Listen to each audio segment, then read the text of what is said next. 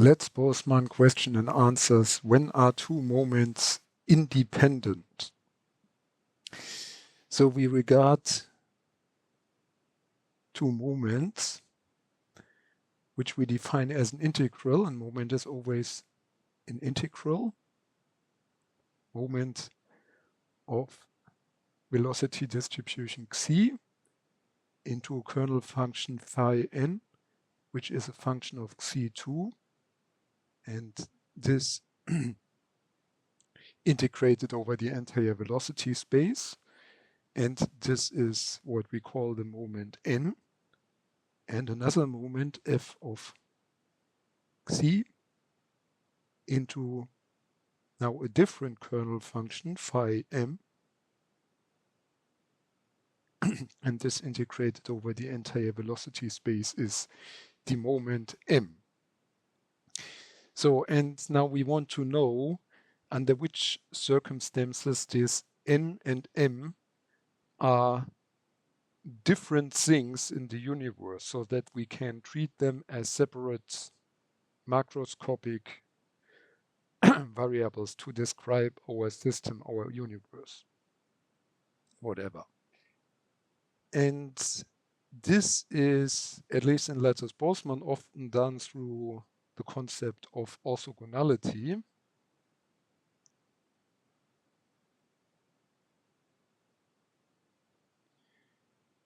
Which is now defined as the integral over these two kernels, phi n in xi of xi and phi m, which is also a function of the velocity space integrated over the velocity space. If this is 0,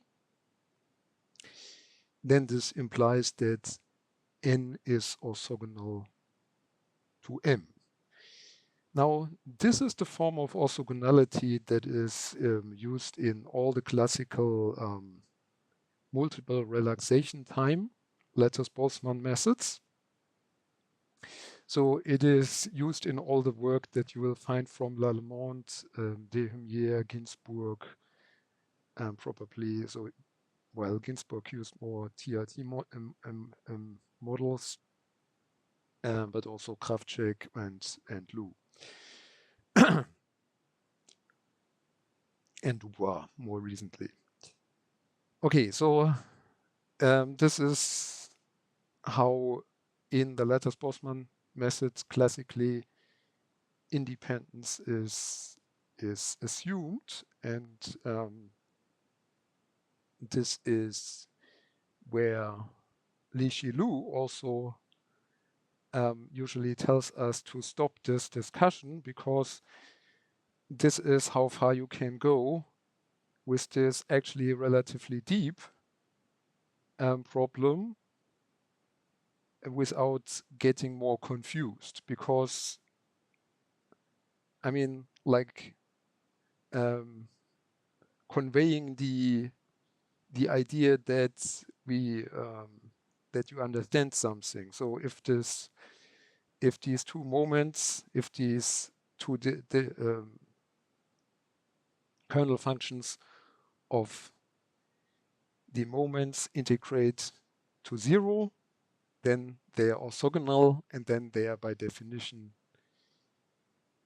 independent by some sort of definition. However, you can define this in a different way, and for example, you can use weighted orthogonality.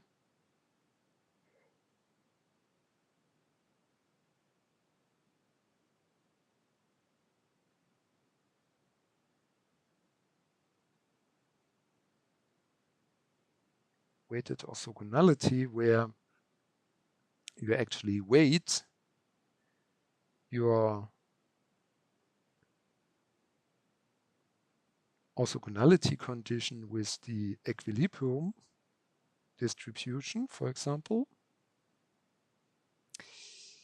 and do the same integral.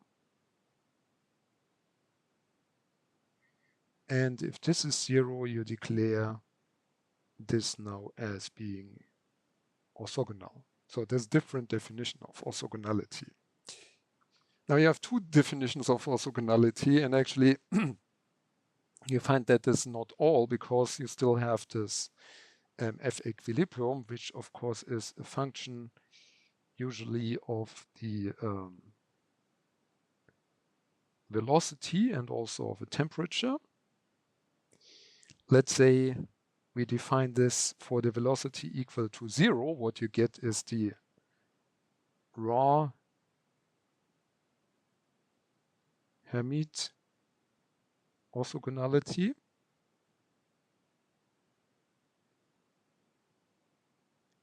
Or you can use the actual state of the distribution function. So with the actual velocity and the actual temperature, and then what you get is the central Hermite orthogonality.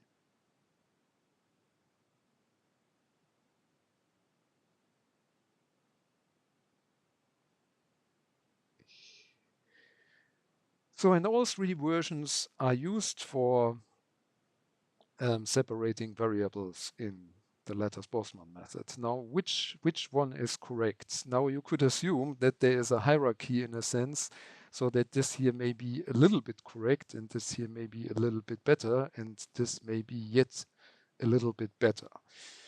Yeah, but you know, this is confusing.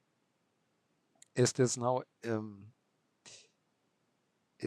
anywhere close to the end of it, or is there anything more to it? And yeah, so this is unfortunately a little bit the problem where literature is also stuck. And I think the problem with this search for orthogonality is that it is somewhat going in the wrong direction, because what we actually were asking for was independence, which is not strictly orthogonality. So what we actually have to do is to have to go a step back and ask, what are we actually looking for? Yeah.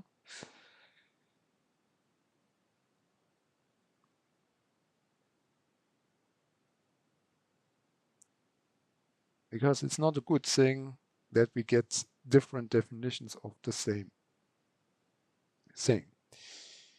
So we are interested in two variables, integral variables n and m. Integral variables, so they are moments.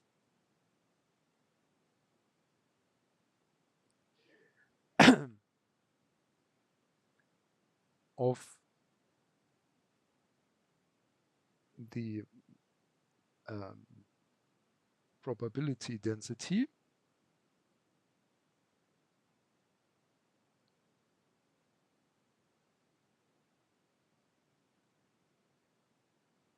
of the probability density F. And for these two things, we declare independence. So we ask the question, what is independence? And I give you my personal and say today-ish answer. So this is not very well defined, but I would say that this is the case where any certainty, so they're independent if the certainty of n. So given we know n with certainty, or we have, or with a specified uncertainty or whatever. So we have some knowledge on n, yeah, and this knowledge, independent on what level of certainty this has, this does not constrain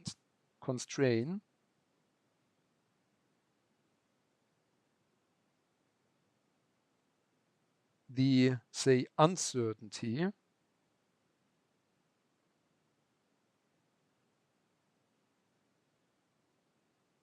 of m, and vice versa.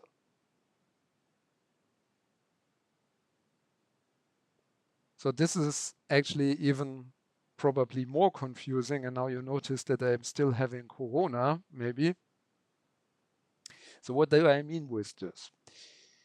What I mean is that whatever you know about n should not give you any clue about m. And also all you know about m does not give you any clue about n. So let's see on an example what I mean.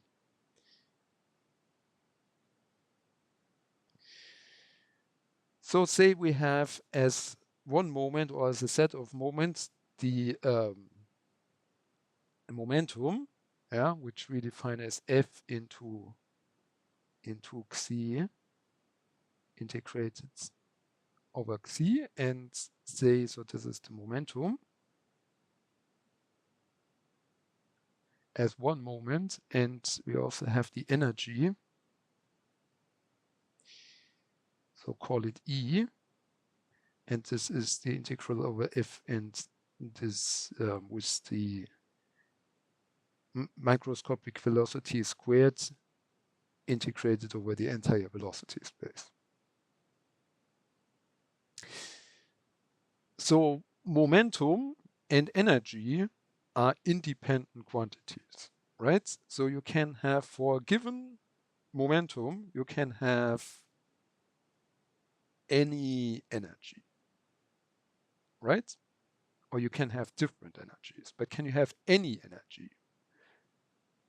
Yeah?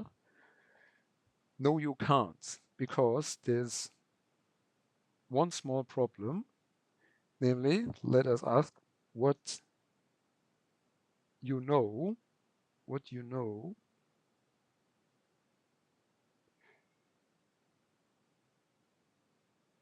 on E if you know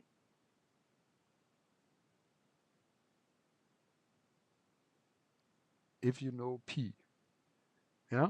So what you know about E given that you know P. So you know that momentum and energy are independent, not they are different variables. So you don't know E because you know P, but you know something about E if you know P. Yeah. What is P? So P momentum would be a mass times a velocity. Okay. Mass times the velocity. And this could be, for example, so the case if all the particles, or if there's only one particle, yeah, so okay, there would be only one particle, and this one particle would move.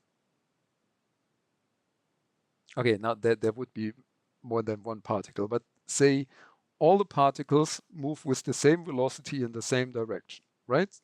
So this is one possibility. And the other possibility is that some particles move in different direction, but only on average, all the particles, on average, the particles move with this velocity. So the lowest form of energy that you could have is indeed when all the particles move in the same direction, because in that case, you would have the kinetic energy associated with this momentum, and you have zero thermal energy, right? So you cannot have less than this, but you can have more than that, yeah? So this means that E must be larger or equal to m half U times U, yeah? So this would be the case if there's no thermal energy, but only kinetic energy. But in addition to kinetic energy, there can be also thermal energy, and this is, therefore, it could be arbitrarily larger, but it cannot be smaller. Now the problem with this now is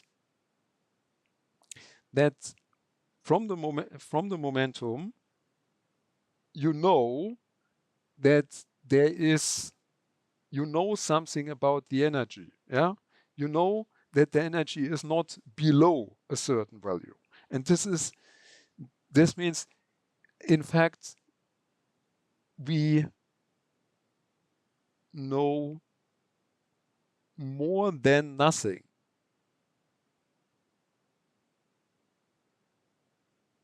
And by knowing more than nothing, these two things are already no longer independent of each other. Yeah, there is some correlation between them. So this can of course be removed if we replace the energy by some temperature.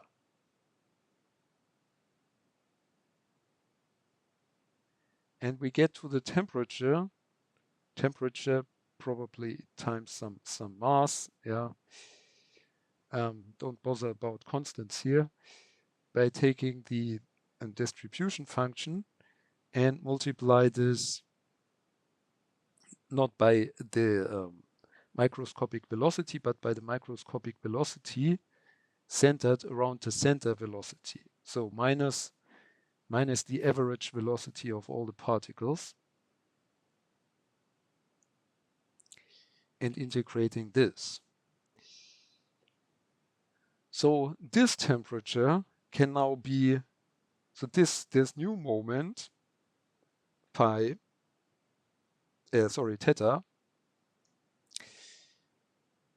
is now an independent, statistically independent variable to the momentum, yeah, because the momentum does no longer restrain the range in which the temperature could be found. So we know something about the momentum, we still don't know anything about the temperature. And that would, for example, not be the case with the energy. Okay, so this is actually one of the more difficult questions that we have to deal with in the conceptualization of the lattice-Boltzmann method. And this is also one thing that has a lot of arguments to it and is not really well accepted everywhere, in my opinion. So the independence of these variables has, of course, an important role if we want to separate things for, if we want to separate variables for their different collision operators, if we apply collision operators with multiple relaxation times, as was already done here with the simple orthogonal methods in the past. But today we were just trying to answer the question what independence actually is, and how we get this is a topic for another video. Thank you for listening.